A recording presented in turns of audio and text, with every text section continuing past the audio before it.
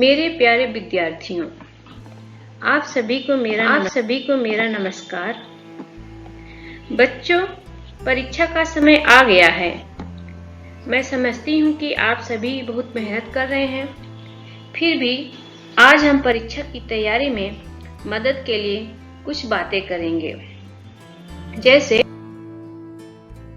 हम पाठ्यक्रम के बारे में बात करेंगे। किसी भी परीक्षा की तैयारी के लिए सबसे पहले जरूरी होता है कि हम उसके पाठ्यक्रम को जान लें।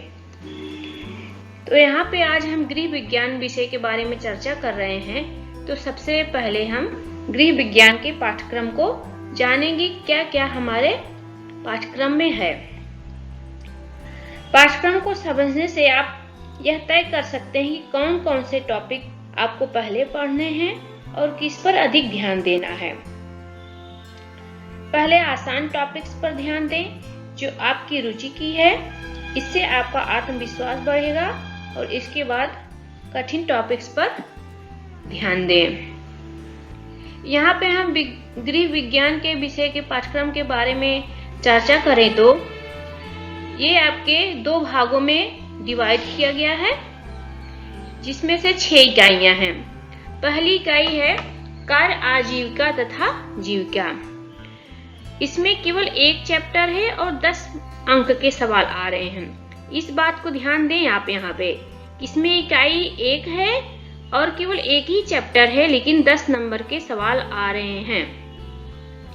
और दूसरी इकाई है आपकी पोषण, खाद्य विज्ञान और प्रौद्योगिकी, जिसमें से 3 अध्याय हैं। नैदानिक पोषण और आहार की, जन पोषण तथा स्वास्थ्य, खाद्य प्रसंस्करण और प्रौद्योगिकी, खाद्य गुणवत्ता और खाद्य सुरक्षा। अब यहाँ पे आप देखिए, आपको 4 चैप्टर पढ़ने हैं, फिर यहाँ से 15 नंबर के सवाल आएंगे। तीसरी इकाई है मानव विकास और परिवार अध्ययन। इसमें से आपके 2 अध्याय हैं। प्रारंभिक बाल्यावस्था देखभाल और शिक्षा, बच्चों, युवाओं और वृद्ध जनों के लिए सहायक सेवाएं, संस्थानों और कार्यक्रमों का प्रबंधन। यहाँ से आपके 15 नंबर के सवाल आ रहे हैं। भाग 2 में इकाई 4 है वस्त्र एवं परिधान। वस्त्र एवं परिधान के लिए डिजाइन, फैशन डिजाइन और व्यापार, संस्थाओं में वस्त्रों की देखभाल और रखरखाव। यहाँ से आपको 10 नंबर के सवाल आ रहे हैं। इकाई 5 है संसाधन प्रबंधन, जिसमें है आपके अध्याय आतिथ्य प्रबंधन, उपभोक्ता शिक्षा और संरक्षण। यहाँ से आपके 10 नंबर के सवाल आ रहे हैं। इकाई 6 है संचार एवं विस्तार। इसमें आपके अध्याय हैं विकास, संचार तथा पत्रकारिता, निगम संप्रेषण तथा जनसंपर्क। यहाँ से 10 नंबर के सवाल आ रहे हैं। इस तरीके से आपकी लिखित परीक्षा 70 नंबर की होगी। अब आपको परीक्षा तैयार करने से पहले सबसे पहले आपको इन पाठ्यक्रमों को देख लेना है। अगर आपके पास नहीं है तो यूपीएमएसपी साइट पे जाइए, वहाँ पे मिल जाएगा। नहीं तो जो आप किताबें टेक्स्ट बुक पढ़ते हैं उस पे फ्रंट पेज पे ही दिया रहता है सिलेबस।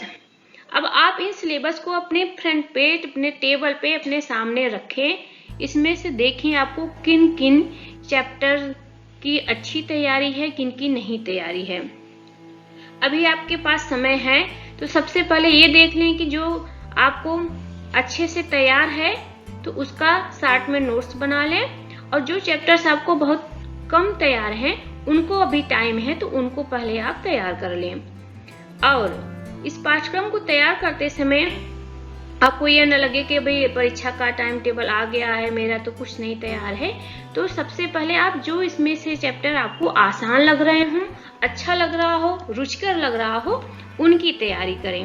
एक टॉपिक्स उठाएं या एक यूनिट उठाएं, उसको पूरा गहन अध्ययन करें। उसमें से देखें, उस चैप्टर को पूरा पढ़ने के बाद उसमें से जितने 4 तरह के सवाल आपके परीक्षा में आ रहे हैं कि बहुविकल्पी प्रश्न, अति लघुत्तरीय प्रश्न, लघुत्तरीय एंड दीर्घ उत्तरीय, तो चारों तरह के प्रश्न उस टॉपिक से आप हल कर लें, देख लें। इसके बाद ही फिर अगला चैप्टर पे आप शुरुआत करें।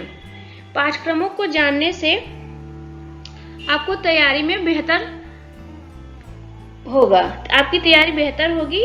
इसके बाद आप जब पाठ्यक्रम के अनुसार पढ़ लें तो एग्जाम से पहले आपको मॉडल पेपर एक यहाँ पे मैं देने जा रही हूँ, जो कि आपके बोर्ड परीक्षा में जिस हिसाब से आएंगे उस तरीके से यहाँ पे बनाया गया है। तो मॉडल पेपर हल करने से आपको ये फायदा होगा, यह समझने में मदद मिलेगी कि प्रश्न कैसे आते हैं और समय का प्रबंधन कैसे करना है। यह आपकी तैयारी को मजबूत बनाएगा।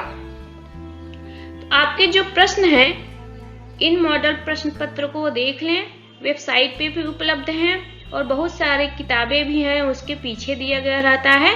आपके जो क्वेश्चन पाठ के अंत में क्वेश्चन दिए रहते हैं उनको हल कर लें।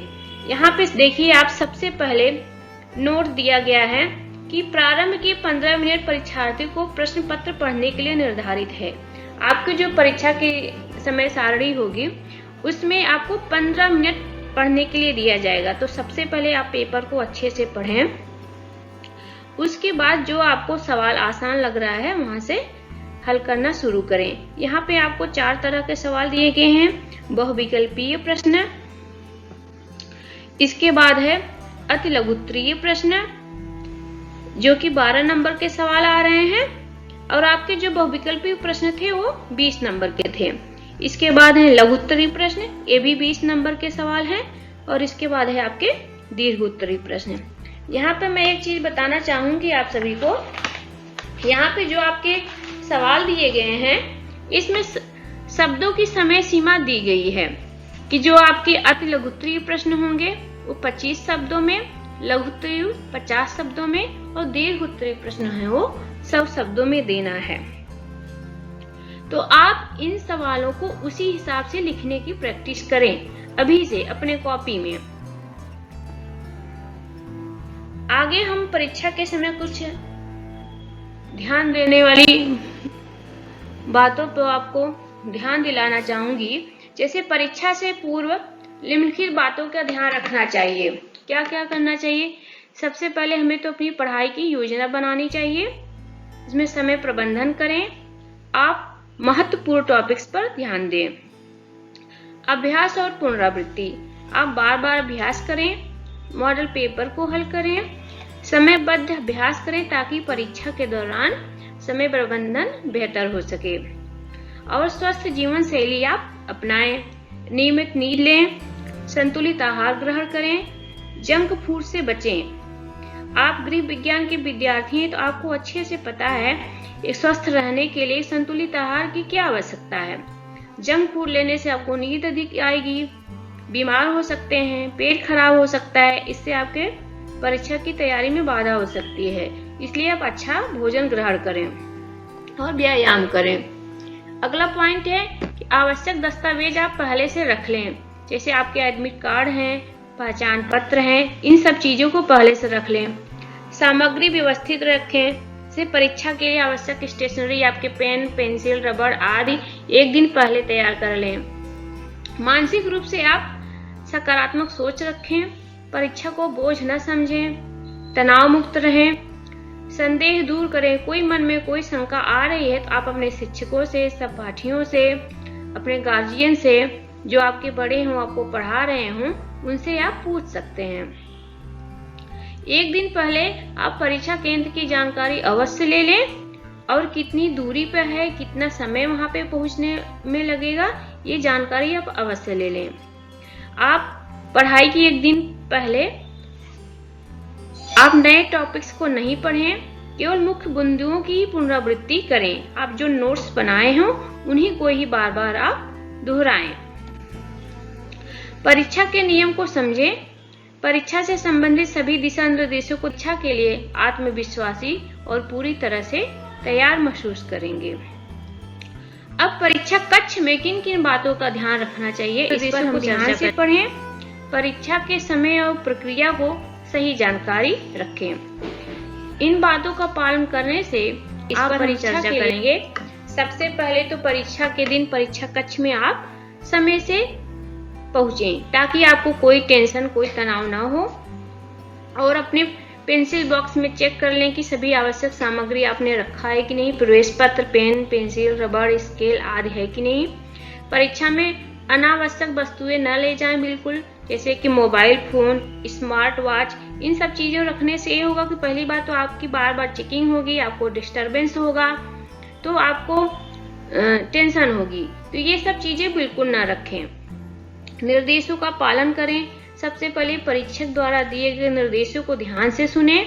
प्रश्न पत्र और उत्तर पुस्तिका पर आवश्यक जानकारी सही तरीके से भरें और किसी चीज में अगर भरने में दिक्कत हो रही तो आप अपने कक्ष परीक्षक से पूछ सकते हैं। तनाव से बचें, आप उस समय बिल्कुल नहीं घबराएं, शांत रहें, आत्मविश्वास भरपूर रहे और गहरी सांस लें अगर आपको तनाव हो रहा है, अनुभव होगा। आप सभी को बहुत बहुत धन्यवाद। अगले भाग में मैं आपको ये बताना चाहूंगी कि मैं लिखकर दिखाना आप लोगों को चाहूंगी उत्तर कैसे लिखें, कॉपी में किस तरीके से सुंदर तरीके से लिखें ताकि अच्छे मार्क्स आ सकें। Thank you.